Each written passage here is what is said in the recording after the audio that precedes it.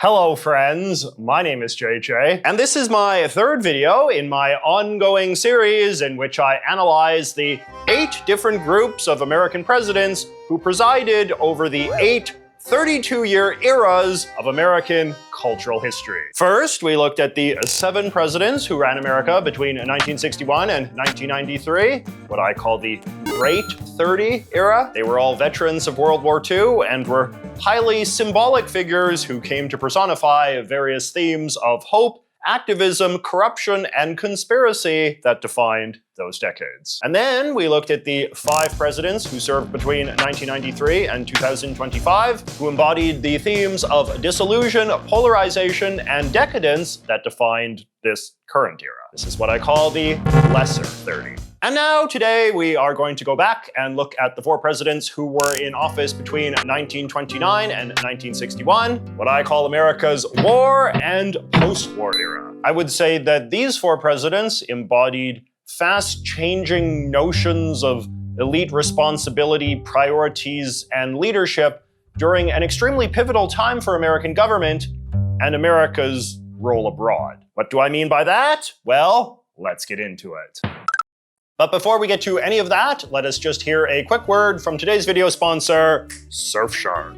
Hello, friends. So let me see if I can give you a quick cultural literacy lesson on VPN apps. A VPN, or virtual private network, is a program that you install on any internet-connected device in order to conceal where you are connecting to the internet from. So for example, I'm here in Vancouver, but I can use a VPN to pretend to be connecting from Zagreb, Croatia. And my whole internet experience will accordingly change just because a lot of websites make use of user location data when deciding what to show you. VPNs tend to be offered as a subscription service where you pay a monthly or annual fee in order to have access to the program. They're often advertised on YouTube channels and podcasts because they tend to appeal to the sort of people who spend a lot of time online, given that VPNs are a very useful tool for getting the most out of the internet. The thing that everybody tends to focus on these days is how VPNs can give you access to otherwise region-locked content on Netflix and other streaming platforms. But the security angle is popular too, just because a VPN can give your internet connection an added layer of protection,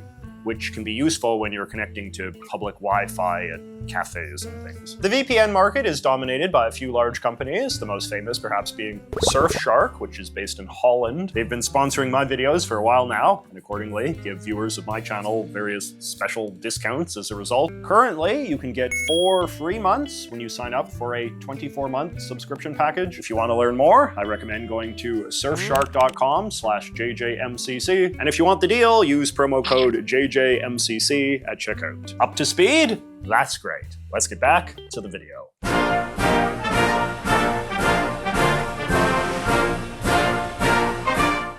Herbert Hoover was the 3rd in a string of Republican presidents who held the White House for pretty much the entirety of the 1920s. The first 2 weren't anything special, but Hoover was considered a real disaster, and for much of the last century, his dominant role in American culture has been the go-to stereotype of a failed president. Historians often treat Hoover's negative reputation as a bit ironic, given that on some level he was very qualified to be president. In the context of his time, some certainly would have said that there was pretty much no one in the country more qualified to be president than him, which is almost certainly what helped make his collapse as dramatic as it was. In this very excellent book on American history by Jill Lepore, she has a great quote from Hoover as he is assuming office, in which he talks about how the public saw him as a sort of Superman, and it is obviously very shocking and disillusioning when Superman fails. Hoover is one of the few American presidents who had never held elected office before. He had been a very brilliant and successful mining engineer who had spent much of his life working on grand projects outside of the United States and became very rich when he was still quite young. During World War I, he used his wealth and management skills to help coordinate humanitarian relief in Europe, which got him a lot of good press. And he ran the Commerce Department in the previous 2 Republican administrations, where he earned a reputation as one of the architects of the economic prosperity of the early 20s. As Jill writes in her book, this earned him a reputation for bureaucratic competence at a time when this was a very valued skill in American culture, being a man who understood how elaborate organizational systems worked at a time when the structures of American life were becoming more and more bafflingly complicated and thus in need of wise and clever men to oversee them. Reading about Hoover actually reminded me a bit of the new Prime Minister of Canada, Mark Carney, in the sense that Carney is also a man whose political appeal draws heavily from his long resume of running and understanding complex organizations in both the public and private sectors. Hoover was elected in a big landslide in 1928 and was sworn in on March 4th, 1929. And then 7 months later, there was a horrible stock market crash, triggering what would become known as the Great Depression, the event that would define Hoover's presidency.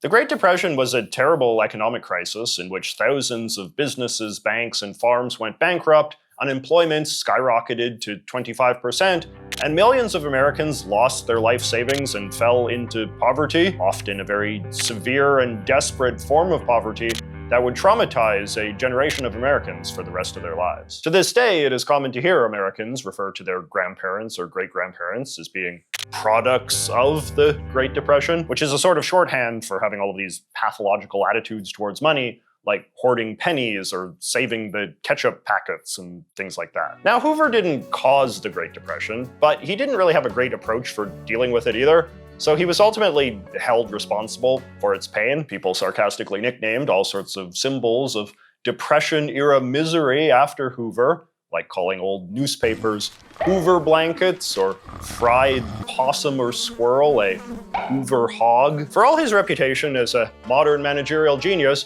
Hoover was very much bound to the conventional wisdom of early 20th century conservatives who didn't think government had an obligation to do much beyond get it out of the way and make life easy for businessmen. And to be fair, given his background as someone who had managed crisis relief programs, Hoover did have some reason to believe private charities could deal with poverty well enough on their own. But when this didn't turn out to be the case for the Great Depression, when churches and soup kitchens proved woefully inadequate to deal with the scope of unemployment and destitution, the result was growing open-mindedness towards new theories of what government could and should do to provide for the safety and security of its citizens. In 1932, Hoover was voted out of office in a landslide as big as the one that had voted him in. Amazingly enough, it would be almost 50 years before another president was voted out after just one term, which meant that until the 1980s, Hoover remained America's most recent example of what a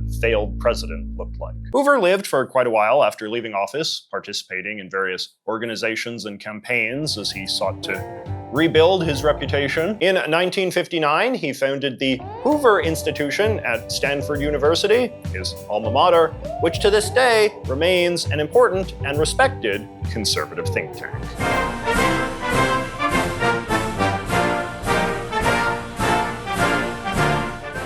Franklin Delano Roosevelt, or FDR, was the Democratic governor of New York who clobbered Hoover in the 1932 election. He would proceed to get elected to 3 more terms, serving an unprecedented 12 years as president, the longest tenure in American history. His abnormally long presidency would in turn proceed to provoke the passage of the 22nd Amendment in 1951, which limited all subsequent presidents to just 2 4-year terms.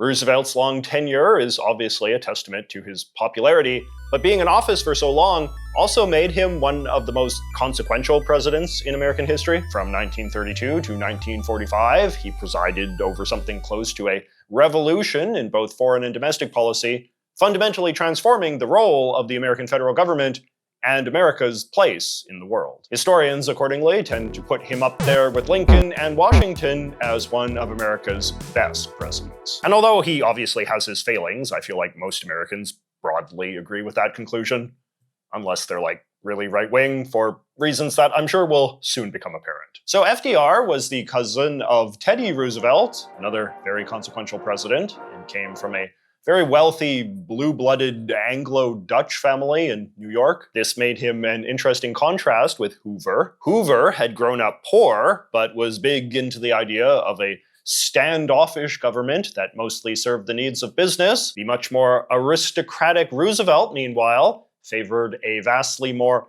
activist government that went after business and prioritized looking after ordinary Americans. By modern standards, that might sound like a fairly reductive way of framing things, but in Roosevelt's time, the idea that government could directly improve the lives of individual Americans was a pretty fresh and intriguing concept, and earned him a lot of popularity in the context of the Great Depression. FDR called this reimagined role for government his New Deal for America, and it manifests in the form of a ton of new government programs and departments, many of which are still around today, including Social Security, the SEC, unemployment insurance, and government-backed mortgages. Other New Deal programs have long since been repealed, because they were more short-term things designed to provide temporary employment and income during the Depression, like the WPA, which saw about 8.5 million Americans get hired to help the government do things like build roads and hospitals. The ambitious way that Roosevelt used presidential power, and the way that he invited and sought public accountability for his various projects, likewise resulted in a bunch of presidential traditions that have remained popular ever since, including the idea that a president's first 100 days should offer a clear glimpse of his governing agenda, and the idea that a president should be capable of speaking directly to the public to coherently explain what it is that he's doing. Roosevelt was the first president to make extensive use of radio as an intimate form of communication, and his periodic fireside chats with the public would eventually evolve into the Oval Office addresses that we know today.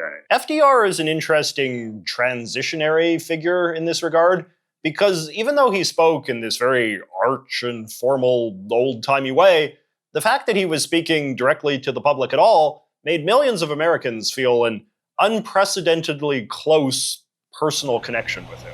The simple fact is that many million more people have private work today than 2 years ago today, or 1 year ago today. And every day that passes offers more chances to work for those who want to work. Today, Roosevelt's success in normalizing and validating the idea of engaged activist government is usually credited with creating our modern idea of American liberalism, with modern conservatism in turn eventually emerging from those who found fault with all of the new things that he believed government should be doing. You will likewise sometimes hear reference to the so-called New Deal coalition to describe the sorts of people who vote Democrat to this day, since Roosevelt's agenda significantly shook up the American two-party system. The idea of the Democrats primarily being a party supported by working-class people, unions, African Americans, women, and educated urban professionals is very much a Roosevelt-era thing that is only recently starting to show signs of breaking down. Okay, and the other half of Roosevelt's legacy is defined by the fact that he was the leader of the United States when it entered World War II in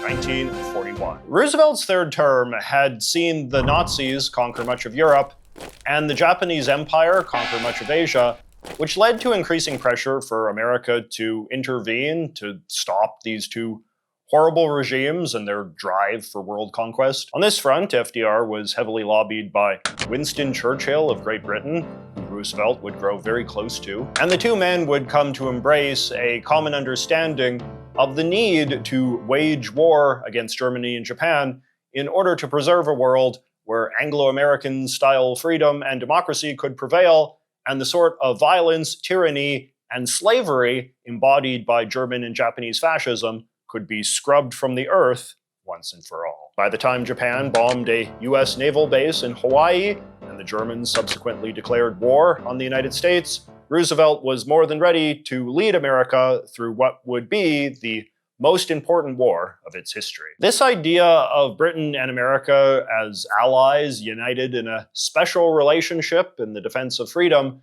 proved to be a very powerful and persuasive theory of why the war had to be fought, and Roosevelt's rhetoric and anti-fascist propaganda campaigns get credit for helping rouse Americans out of isolationist apathy and towards a greater willingness to see themselves as the planet's indispensable nation, possessing both the military strength and moral obligation to dictate the character of the global world order. Now, the third great leader in the war against the Germans and the Japanese was Joseph Stalin of the Soviet Union. In public, Roosevelt and Churchill had a very chummy relationship with him, but privately, they had deep reservations. In their planning for the post-war world, we often criticize Roosevelt and Churchill for giving Stalin too much responsibility for supervising the return of Eastern Europe to democracy, which of course Stalin decidedly did not do, and instead turned the countries of that region into puppet colonies of a new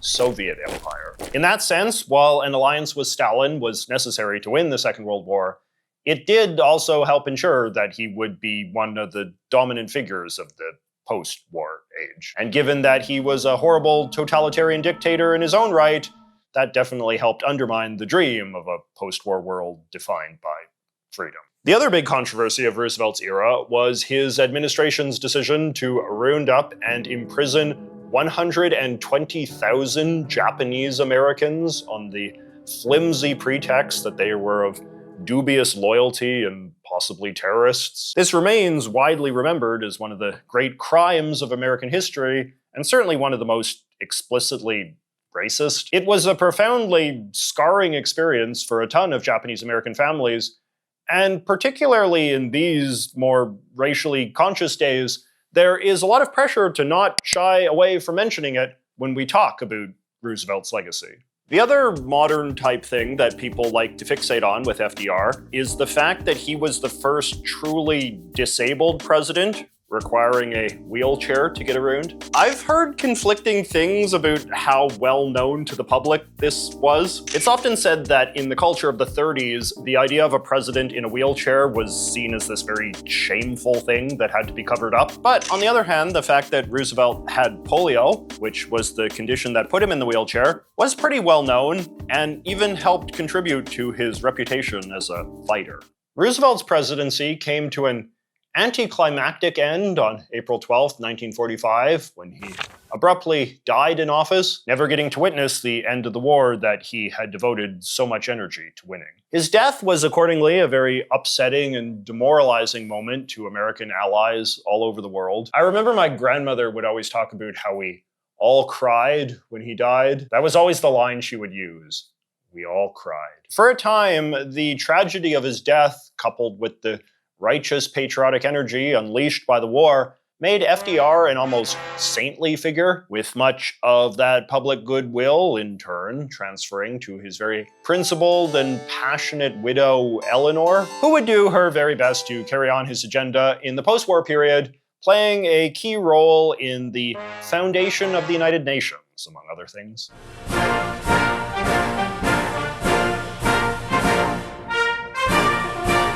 Roosevelt had several different vice presidents during his long tenure, with Harry S. Truman, who, fun fact, had no actual middle name, picked to be his vice president for his fourth term. He was one of those vice presidents that's usually described as having been picked because he was bland and uncontroversial. Roosevelt wound up dying just 4 months into that term, however, making Truman's rise to the presidency one of the fastest in American history. This also made Truman a strangely unfamous guy to become president at such an important time, especially following a beloved global superstar like Roosevelt. Truman had come from a modest family of hat makers in Missouri and was considered a somewhat simple, hickish man, lacking Roosevelt's charm and sophistication. If you've seen Oppenheimer, I think they do a good job of portraying him as someone lacking much in the way of grace or warmth. Mr. President, the Russians have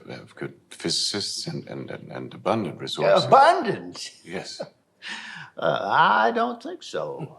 Truman appears in that movie because the defining moment of his presidency was his decision to drop Oppenheimer's atomic bomb on the Japanese cities of Hiroshima and Nagasaki in August of 1945. That decision killed around 150,000 Japanese civilians, but also provoked the Japanese government to immediately surrender, thus quickly ending the war. Truman's decision to drop the bombs has long been held up as America's most morally questionable act during World War II, and people still like to debate it as a challenging case study of ethics in war. But I feel like the general consensus of historians is that it was a strategically defensible decision in the context of a conflict that had already killed over 60 million people. Even with the war ended, much of Truman's presidency remained defined by foreign policy matters. His Secretary of State, Dean Acheson, gave a great title to his memoirs that I think really sums up the spirit of the immediate post-war period: present at the creation. This alludes to the fact that much of the infrastructure of the modern world order that we take for granted today, like the UN and NATO and the World Bank, were first established during the Truman years. But the Truman years also presided over a formal collapse in relations with Stalin's Soviet Union that then descended into a full-on geopolitical rivalry, the so-called Cold War, which would see both countries spend an enormous amount of money and cause a lot of violence and suffering in a struggle for global superiority that lasted until 1991. Domestically, meanwhile, Truman didn't really accomplish all that much, and his time in office was associated with a fair bit of social unrest, including high-profile labor strikes, rising African-American resistance to racial segregation in the Deep South, and worsening public paranoia about communism, the official ideology of the Soviet Union that a growing number of American politicians had become hysterically afraid of. Truman was always quite unpopular, and he was famously not expected to win a bid for a term of his own. But even after he did, his numbers still remained quite bad, and he left the presidency in 1953 as a widely disdained figure, disliked by liberals who saw him as an incompetent, unworthy successor to Roosevelt, and hated by conservatives who called him weak on communism. He left office with an approval rating in the low 30s, which is still one of the worst of all time. His reputation has gotten a lot better these days, however, and Truman is probably one of the best examples of a president whose stature has grown with time. I think now he's generally seen as a basically decent guy who deserves credit for ensuring that America played an active role in the international organizations that were set up to preserve the peace after World War II, which is certainly more than we can say for the American presidents who served after World War I.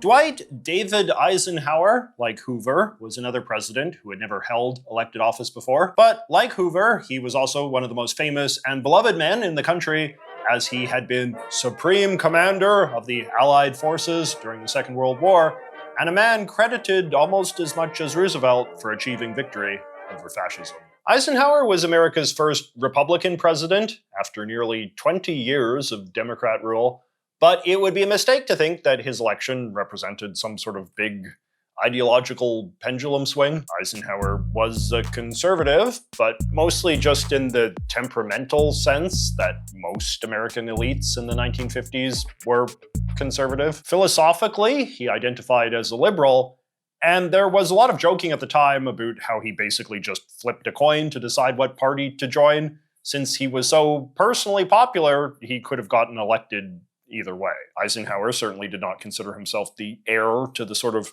right-wingers who had opposed Franklin Roosevelt and the New Deal. Instead, he had accepted the New Deal as a permanent part of the American system and a cornerstone of the safe and secure American way of life that the war had been fought to protect. Overall, the 1950s were a period of fairly harmonious partisan politics in America, in which there was a lot of consensus over what the federal government should be doing, which is to say, keep the New Deal programs running, pump a lot of money into science and the military, and try to stay one step ahead of whatever the Soviets are doing. This reality, combined with a booming American economy and Eisenhower's ample popularity, can make his presidency come off as somewhat boring and forgettable. A tranquil time in which politics began to fade as a front-of-mind concern, and white, middle-class families retreated into that brief period of blissful optimism and self-denial we now call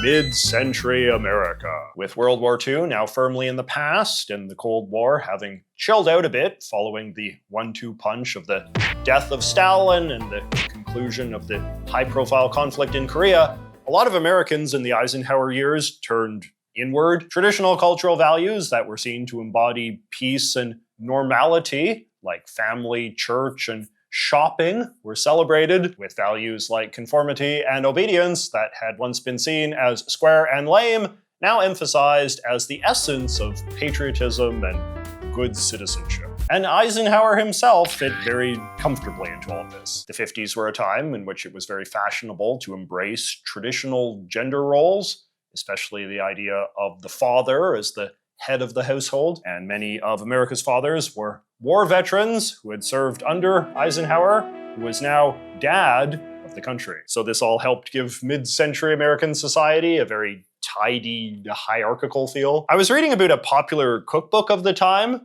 the Silver Jubilee Supermarket Cookbook, and it was dedicated to Mrs. Eisenhower, who was described as being the housewife of America's #1 household.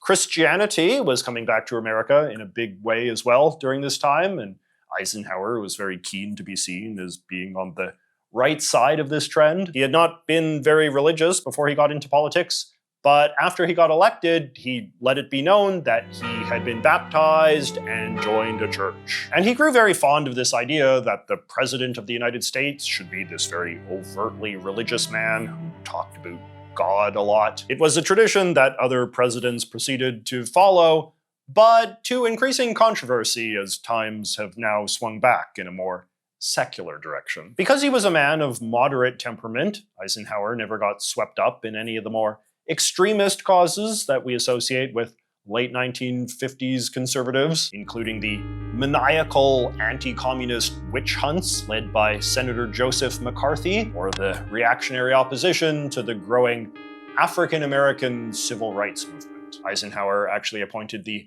liberal Supreme Court judge, who wound up being the architect of the famous 1954 Brown versus Board of Education case on desegregating public schools, a guy named Earl Warren.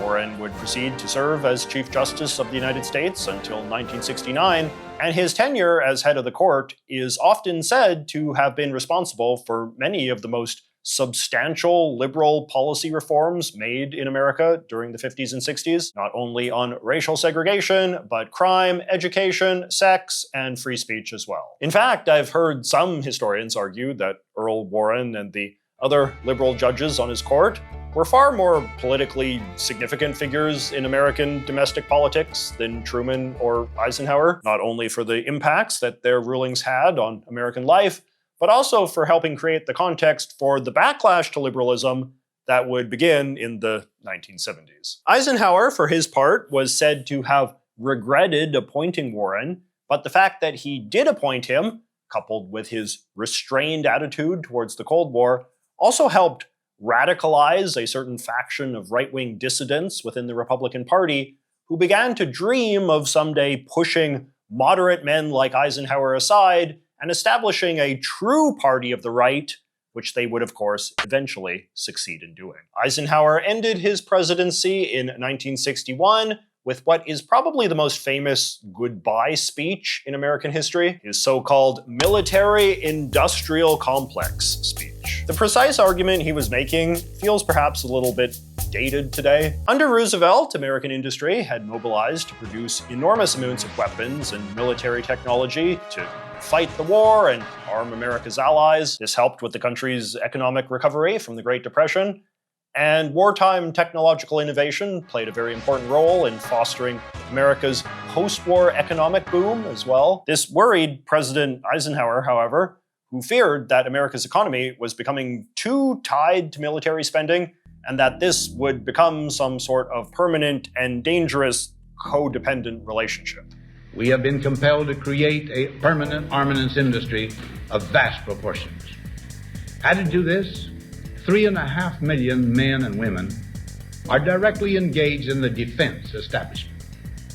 We annually spend on military security alone more than the net income of all United States corporations. We must guard against the acquisition of unwarranted influence, whether sought or unsought, by the military-industrial complex.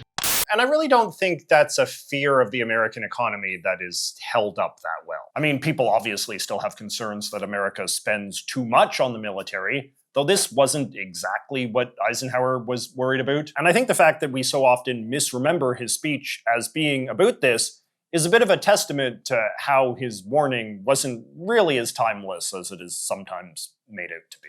But military-industrial complex was certainly a very catchy phrase, and it lives on today in the form of the tendency of pundits and commentators to describe any aspect of the modern American economy that seems strange or worrying as the something industrial complex, like the reality TV star industrial complex, or the Korean skincare industrial complex, or of course, the YouTuber presidential history video industrial complex. So, in reacquainting myself with these 4 presidents, one thing that really struck me was just the degree that their actions really set in motion the status quo of American politics for the next 3 decades. From 1961 to 1993, American politics was broadly defined by debates over the Cold War, liberalism, and the appropriate role of government, particularly in terms of the national economy. And these were very important and often powerfully moral debates that would proceed to give that 30 years of American politics a character unlike any previous era. It would be an era in which political philosophy and ideology played a much stronger role than ever before, and one in which it could be taken for granted that the United States was this mighty global superpower that was deeply invested diplomatically, economically, and often militarily in all corners of the earth. Put another way, I kind of feel like Hoover, Roosevelt, Truman, and Eisenhower built a stage, and the next 7 presidents would perform on it, which feels like a pretty good transition to checking out my video on those 7 presidents, wouldn't you say? But if not, thank you so much for watching. Let me know in the comments which batch of presidents you would like to see me summarize next. And until then, I will see you next week.